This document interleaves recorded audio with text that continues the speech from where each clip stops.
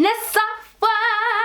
T. First of all, let me say huge congrats on your on-screen reporting debut on BBC Sunday Morning Live. We love to see it. Oh God! Oh, thank you so much, girl.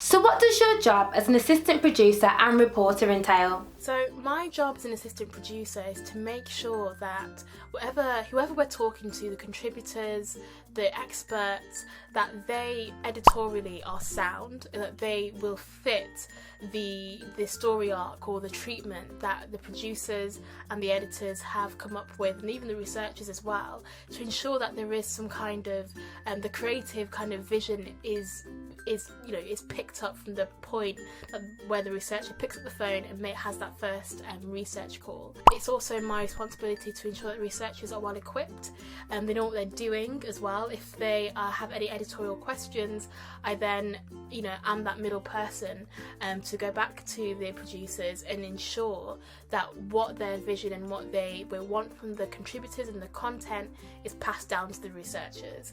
I'm also there to help creatively write treatments, come up with treatments, kind of tweak treatments that the researchers may come up with, and give advice as to where and we can take a contributor and how something might look on screen, and what questions we should be asking. Sometimes I have to question produce and think of really unique locations, and to be honest, working in an editorial team means that you have to have have to wear more than one hat. So why did you decide to become involved in current affairs? Growing up, I used to watch, the giants: Moira Stewart, Trevor McDonald, Toni Morris, Lizo Mazumba, June Sarpong. The list is endless. And I used to think, how did they get on TV? How did they get these positions where they are interviewing some of the world's most influential people? Delivering the most, breaking news, and having that responsibility on their shoulders. How do I get that, or how do I be part of a team that makes that happen? And it always intrigued me, and I always knew that I wanted to work in media, but in what capacity at that stage I was unsure. I was given the opportunity and the influence to be able to put out stories that needed to be told, or that that I knew about, or my friends knew about, but the majority of the British audience didn't. But in my community, it was such a known topic, and it was really important to us. So I was like, okay, if I can advocate for this subject matter, if I can give it a platform and bring on contributors who can speak so passionately and enthusiastically about this, who are from similar backgrounds to myself, then why not? This is amazing. When did you make a start on your career? I first started my career when I was 21. So I wrote for an online Black British magazine. It was like a lifestyle / celebrity culture. I was 25 when I got my first writing gig at the Daily Mirror as a showbiz writer. I was writing headlines, picture stories, working with press agencies, and then that really kind of gave me the step, because people saw that I was working for a credible news outlet. Which then led me to my first TV job as a broadcast journalist for BBC Breakfast, and then it continued there. But prior to those jobs that I had, I did my university degree, broadcast journalism at Staffordshire University. I then came out and realised that I needed a full NCTJ, so I did my NCTJ at News Associates in Manchester, and then which then kind of gave me the boost or the credentials to work at a national paper like the Mirror. So started at 21, got my first paid job at 25. So keep going, guys. So what top 3 skills do you need to become an assistant producer and reporter? Being a good team player, and making sure that your team around you is also working in a healthy environment, advocating for your researchers, making sure that you can relay information to the producers or the execs or the editors when they need it, and being a safe pair of hands, but also still you know, ensuring that you are helping others, and to ensure that the content that you produce is always A1, no matter what position you're in. Be a good team player, because the content is only as good as its crew, in my opinion. Being able to actually come up with a really good treatment. If you've got a story, great, and it's an amazing, great, but if your treatment is a bit naff, you're doing your story a disservice. So being creative, thinking about locations, thinking about where you can take a contributor, thinking about who they could meet on the journey of the story, and thinking about decent experts that you can, you know, ask to explain really intellectually kind of challenging subject matters and bring it to a mainstream audience. Third skill also for me is a bit of an old one. Being good at the phone, being good at speaking to people, being good at having patience and actually lifting the layers off the script or the person's biog, and finding those little gems, because what you think is a story on paper may not actually be a story. The story may actually come from the little line that a contributor gives to you, you know, 10 minutes into the phone call, or something that you see, a tweet that you see on, like, you know, a year after this person's tweeted, or just really trying to not go for the obvious all the time and really taking time to find that little nugget. I think that's really important. Who helped you? The first person that always springs to mind was my college English teacher, Robin Wilson. Out of the blue, he set up some work experience for me at a national newspaper. I remember at the time that I'd mentioned in a class that you know, I fancied a career in journalism maybe, but I wasn't sure that how a person like me with no contacts, no kind of, you know, no relative who works in that industry, from a very working class background, could even actually, you know, step foot in a newsroom.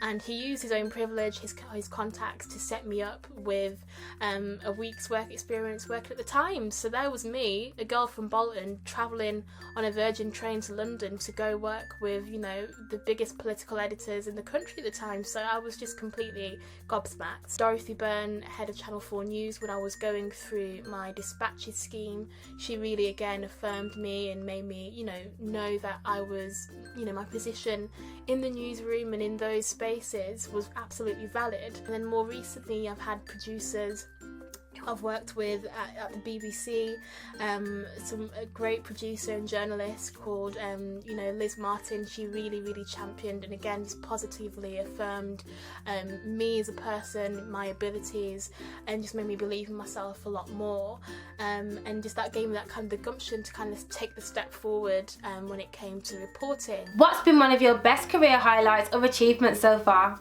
I think it has to be the reporting on Sunday Morning Live. I've always wanted to be a reporter, a presenter. I did my first bits of presenting when I was fresh out of university. Me and my two best friends went to, we found ourselves in Ayia Napa videoing concerts and festivals and, you know, doing backstage interviews with some of the UK's like kind of most popular and leading artists, and that was through our own backs. You know, it wasn't through a company, it was just through ambition and grit. Definitely Sunday Morning Live, working on those two stories that are really close to my heart actually, blood donation in the black community and African spirituality, subjects that I know resonate with so many people like me across the country and far beyond.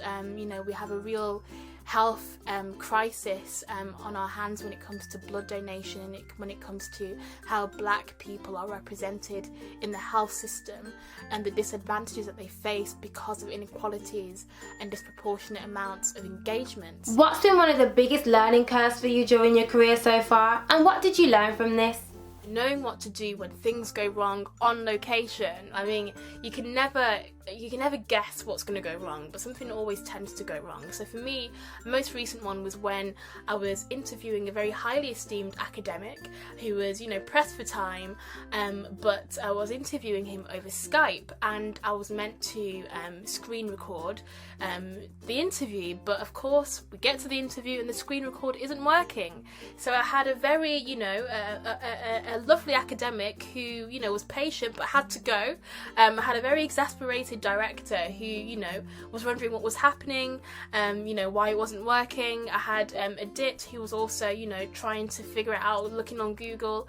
I had a contributor who was waiting to be interviewed, and then it was me. So it was just like, okay, I had to think of a plan B. We had to shoot over the shoulder and hopefully pick up the audio from the laptop, and it turned out fine in the end. But at that moment it just felt like everything was going wrong. So what I learned from that is you have a plan B. Never assume that even if it's a technical thing that's technically out of your remit, that everyone else will know, because they might not. So try and be on top of equipment, you know, changes within the production or the shoot, and just keep a cool head, because your contributors are always watching you, and you represent the program that you work on, you represent the company. What's your ultimate career goal? I never work with ultimates because I feel like it's quite idealistic and I can get carried away, but I do like to work within 5-year parameters. So I want to continue working on my reporting. I want to continue, you know, honing my presenting skills and getting better at it. But at the same time, I also want to work on my editorial. I want to make sure that I'm, you know, creating more really fun treatments for different platforms. I want to do more online stuff. I'd really like to work abroad on you know, an international shoot and see how I work in those kind of challenging environments where you're not familiar with you're not familiar with the people around you, the location. I'd love to kind of put myself out there and challenge myself in that capacity. What advice do you have for young women who aspire to get into TV? If you ever get work experience, or if you ever, you know, get your first researcher role, make sure you know how to pick up a phone and ring people, because that's something that a lot of the more experienced producers and execs and editors actually like in young you know, in young talent. Picking up the phone, chatting to people, taking notes. If you come to me and I've said, oh, have you spoken to this contributor, and you say, oh, I sent them a WhatsApp or I sent them a message on Facebook, that's not enough for me. I want you to pick up the phone and ask them. Thank you so much for joining me in today's career corner in Nsofwa. It has been a pleasure having you, and thank you for dropping your pearlsofwisdom.com. Okay. Thank you for having me, TC. I think the last thing I'd like to say is, for any young person who wants to get into TV, especially if you live outside of London, and especially if you are black or any other ethnic minority, is really look at your independent production companies. Look at the companies that are cropping up. You don't have to live in London to have a decent career in telly. Find your tribe, find your fellow group of black people who are also in the same industry, who can give you pointers, who can give you support. It can be very difficult, making sure that you know that your position is valid and you deserve to be there.